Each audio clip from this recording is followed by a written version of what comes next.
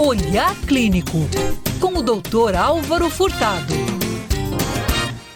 Dr. Álvaro Furtado por aqui, hoje participando do Expresso Band News para falar do que em um primeiro momento assustou muita gente, mas que no fim é uma boa notícia. Primeiro, boa tarde, doutor. Boa tarde, Sandro.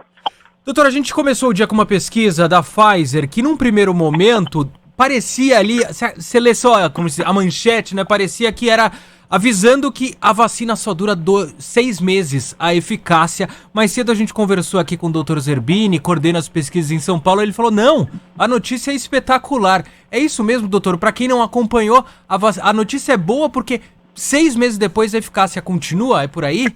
Exatamente, Sandro. É uma excelente notícia. A vacina da Pfizer, só para lembrar para os ouvintes, é a vacina de RNA mensageiro, uma das vacinas que primeiro os estudos apareceram com eficácia muito alta e segurança. Só que esses estudos, Sandro, eles foram até 2, 3 meses, continuou se observando as pessoas que foram vacinadas versus as pessoas que não receberam a vacina para se avaliar a incidência, casos novos de Covid. E o que se viu, o resultado de 6 meses, foi um resultado para se comemorar e muito, porque a eficácia continua muito alta, acima de 93% de eficácia.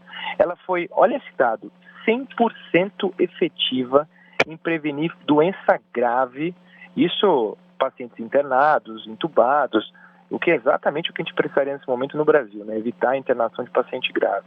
E ela foi 100% efetiva na prevenção de Covid nas variantes da África do Sul. A gente vive conversando, discutindo e tendo um certo receio com relação à cobertura para variantes.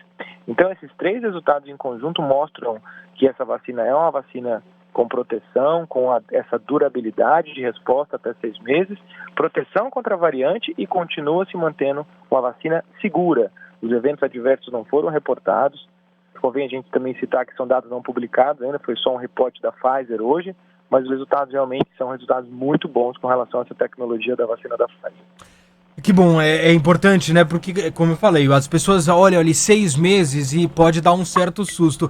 Agora, doutor, algumas perguntas, né, que a gente tem feito desde o começo da pandemia, a gente está mais perto da resposta, mas ainda não tem. Não dá para dizer ainda, vamos ter que vacinar todo ano? Vai ser uma vacina tipo febre amarela 10 anos? Ou tomara, tipo a do sarampo, que é uma vez na vida? Essa resposta ainda demora, né? Isso, Sandra. A gente tem muitas perguntas e dúvidas não respondidas da Covid. Uma das grandes dúvidas é a duração dessa resposta vacinal, a imunidade induzida pela vacina. Se essa imunidade realmente ela vai decair com o decorrer do tempo. Também a gente não sabe a variação dessa resposta imune em grupos diferentes de pacientes, pacientes com imunidade mais baixa, pacientes idosos, pacientes mais jovens. Então, o tempo vai nos responder, os estudos chamados de fase 4, onde a gente vai ver essas pessoas vacinadas 1 ano, 2 anos, agora talvez o próximo resultado da Pfizer depois de 9 meses, 12 meses, e se for necessário realmente, vamos ter que fazer dose de reforço. Se não, a gente também tem que avaliar a questão das variantes, né, a cobertura dessas variantes para as tecnologias de vacina, mas esse resultado é bastante animador de 6 meses, né? Então a gente supostamente essa imunidade, ela não é uma imunidade tão efêmera, tão fugaz quanto a gente inicialmente suporia com relação às vacinas. Sem dúvida nenhuma. E a outra pergunta, e que acho que quando sair a notícia, talvez as pessoas acendam um alerta. A gente tem a Pfizer aí, como a gente trouxe, divulgou. Olha, 6 meses depois a eficácia ainda é alta, tá lá para cima de 90%.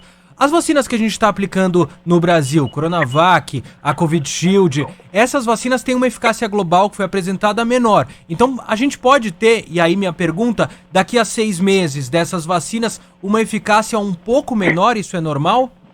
Olha, quando a gente fala de eficácia, é importante a gente estratificar eficácia para quê? Ou para forma grave ou para forma moderada e leve. As vacinas, tanto a AstraZeneca quanto a Coronavac, nos estudos que aprovaram em caráter emergencial, essas 2 vacinas para o Brasil, já mostraram eficácia muito razoável, muito alta, próximo de 80%, 90%, para formas graves de doença também, né? Então, assim, só o tempo vai dizer, os estudos de fase 4, com essas pessoas que já foram vacinadas, qual vai ser a incidência de doença grave, moderada e leve, para a gente compor um compilado exatamente o que a Pfizer fez hoje, né? Depois de 6 meses, ela reavalia os voluntários do estudo, recalcula os números de eficácia e também avaliando segurança e dá esse número muito bom que saiu hoje relacionado à eficácia da vacina. Agora, para as outras tecnologias, é o mesmo cenário, continuar observando os pacientes, no cenário de vida real para ver a eficácia, se vai se manter muito alta e especialmente para a forma grave da doença, o que interessa para a gente com relação ao momento da pandemia no Brasil. Duas perguntas para a gente finalizar, doutor. A primeira é, a gente tem... A Pfizer também anunciou isso, testou a vacina 12 a 15 anos nos Estados Unidos, eficácia de 100%. Como o senhor falou, depois de um tempo isso vai mudando. A gente pode ver, e é comum acontecer, então, um ano depois da vacina, para determinado grupo, idosos, por exemplo, a imunidade é X, para 12 a 15 anos a imunidade é Y.